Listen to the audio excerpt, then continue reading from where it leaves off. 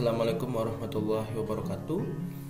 Pada video kali ini kita akan melanjutkan pembahasan terkait dengan tipologi kepemimpinan. Pada part yang pertama kita telah membahas multi indikator tipe kepemimpinan. Kita ingat ada 5 indikator. Yang pertama adalah persepsi dari seorang pemimpin tersebut. Kemudian yang kedua adalah nilai-nilai yang dianut, ketiga sikap, keempat perilaku, dan yang kelima adalah gaya kepemimpinan. Baik, kita akan lanjutkan pembahasan kita terkait dengan tipe dan gaya kepemimpinan. Yang pertama adalah tipe otokratik. Untuk melihat dan membahas tipe ini, maka pembahasan kita akan kita lihat dari indikator-indikator tipe kepemimpinan. Yang pertama, indikator persepsi. Pada tipe otokratik, tujuan organisasi dianggap identik dengan tujuan pribadi pemimpin tersebut. Nah, pemimpin memiliki egoisme yang sangat besar. Kemudian bawahan bukan dianggap sebagai mitra kerja tetapi hanya sebagai alat dalam proses produksi. Nah, berkaitan dengan indikator nilai, pemimpin yang menggunakan atau memiliki tipe otokratik menganut nilai organisasional atau political value dengan pembenaran segala cara untuk memenuhi tujuan. Pemimpin yang memiliki tipe ini akan menggunakan segala cara asalkan tujuan tersebut bisa tercapai. Nah, terkait dengan indikator sikap, sikap yang menonjol dari pemimpin yang memiliki tipe ini menonjolkan keakuannya, seperti mengutamakan orientasi terhadap pelaksanaan dan penyelesaian tugas tanpa mengkaitkan pelaksanaan tugas dengan kepentingan dan kebutuhan bawahan. Oleh karena itu, jika dikaitkan dengan persepsi tadi, indikator persepsi, bahwa seorang pemimpin itu memiliki egoisme yang cukup besar, kemudian bawahan ini dianggap sebagai alat atau mesin begitu. Jadi tidak dianggap sebagai mitra kerja atau lebih-lebih lagi sebagai manusia. Nah, indikator yang berikutnya adalah perilaku. Pemimpin yang memiliki tipe ini, perilaku yang paling menonjol adalah orientasi kepada tugas, karena baginya tujuan organisasi sama dengan tujuan pribadi. Kemudian perilaku yang juga menonjol yang ditunjukkan oleh pemimpin yang menggunakan tipe ini atau memiliki tipe ini adalah tidak mau menerima saran dan juga kritik dari bawahannya, sehingga dia terlihat lebih menonjolkan kekuasaannya secara formal. Kemudian indikator yang kelima adalah gaya. Yang pertama adalah bawahan itu harus benar-benar taat kepada seorang pemimpin secara total.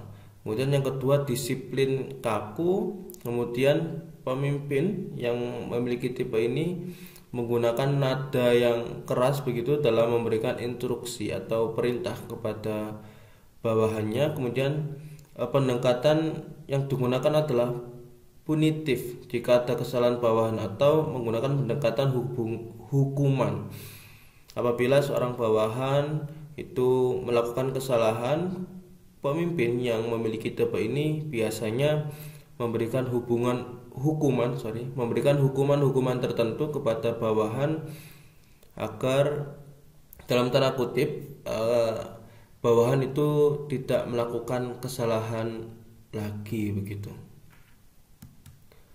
Kemudian tipe yang kedua yang akan kita bahas adalah tipe paternalistik. Tentu rekan-rekan semua sering mendengar istilah paternalistik. Tipe ini berdasarkan indikator yang pertama, berdasarkan indikator persepsi, bahwa pemimpin itu menganggap organisasi yang dipimpinnya itu merupakan keluarga yang besar.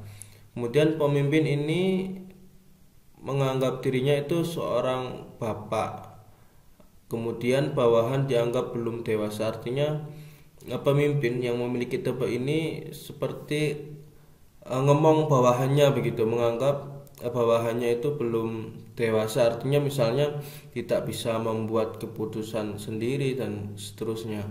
Kemudian indikator yang kedua adalah nilai political value dengan kebersamaan, artinya tidak membedakan bawahan, perlakuan pemimpin pada bawahan adalah sama. Kemudian indikator yang ketiga adalah sikap.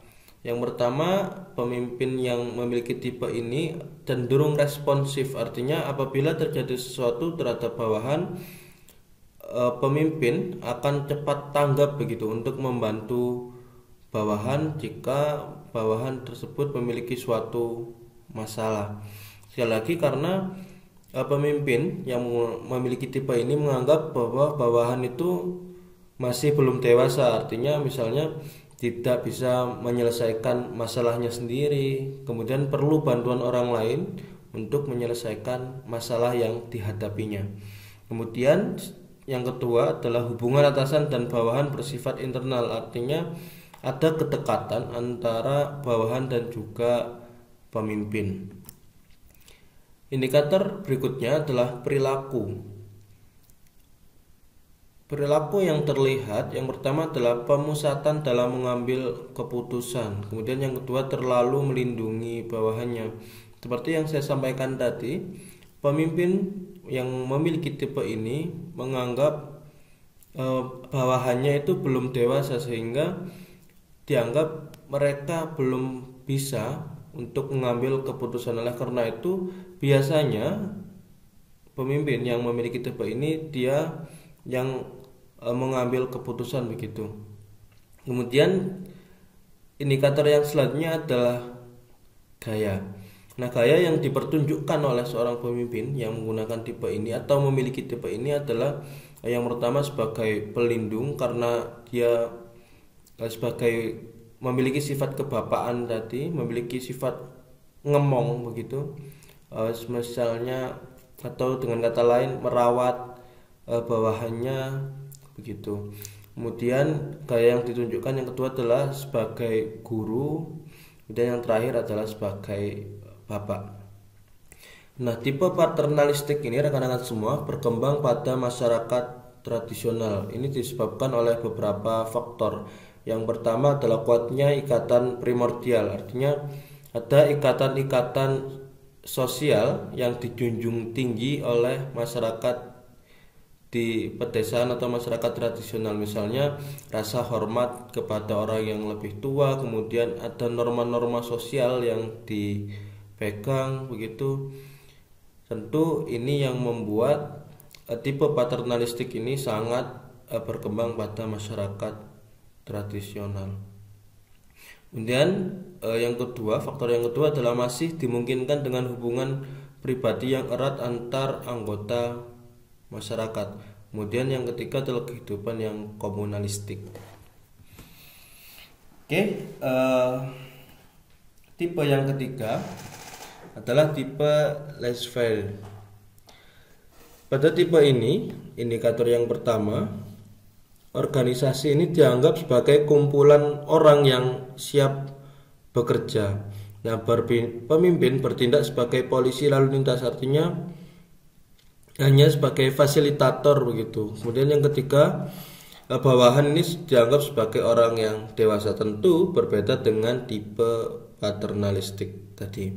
Kemudian indikator yang kedua, political value yang digunakan atau yang dimiliki adalah dengan kepercayaan, karena falsafah yang dianut bahwa manusia pada dasarnya adalah memiliki rasa solidaritas, mempunyai kesetiaan kepada sesama dan organisasi, kemudian juga patuh pada aturan yang ada.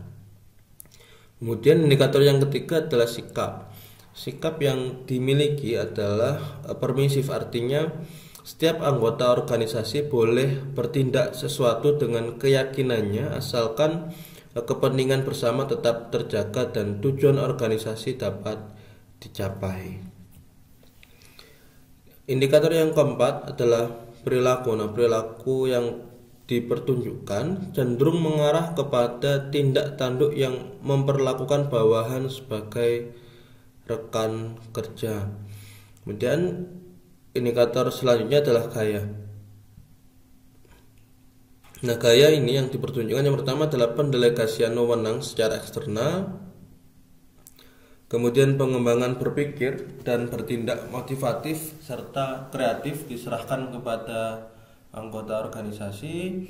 Kemudian intervensi pimpinan sangat minim karena seperti yang sudah disampaikan tadi, persepsi pemimpin terhadap bawahan adalah bawahan yang ada di organisasi itu dianggap sebagai kumpulan orang yang siap kerja. Jadi dianggap tidak butuh lagi intervensi dari seorang pemimpin. Berbeda dengan tipe otokratik dan juga tipe paternalistik tadi, yang seorang pemimpin itu banyak memberikan arahan-arahan, banyak memberikan perintah-perintah begitu. Kemudian yang terakhir adalah pengambilan keputusan diserahkan pimpinan lebih rendah bahkan kepada petugas operasional. Kemudian tipe yang selanjutnya adalah tipe demokratik. Indikator yang pertama, persepsi bahwa organisasi ini dianggap sebagai totalitas. Kemudian pemimpin berperan sebagai koordinator dan integrator, dan yang terakhir adalah bawahan sebagai makhluk yang unik. Nah, kemudian indikator nilai political value yang digunakan adalah manusiawi. Political value, nilai politis yang digunakan adalah manusiawi yang menjunjung harkat dan martabat manusia. Kemudian indikator yang ketiga adalah sikap, adalah pendekatan yang bersifat korektif dan edukatif bagi bawahan yang melanggar atau melakukan kesalahan.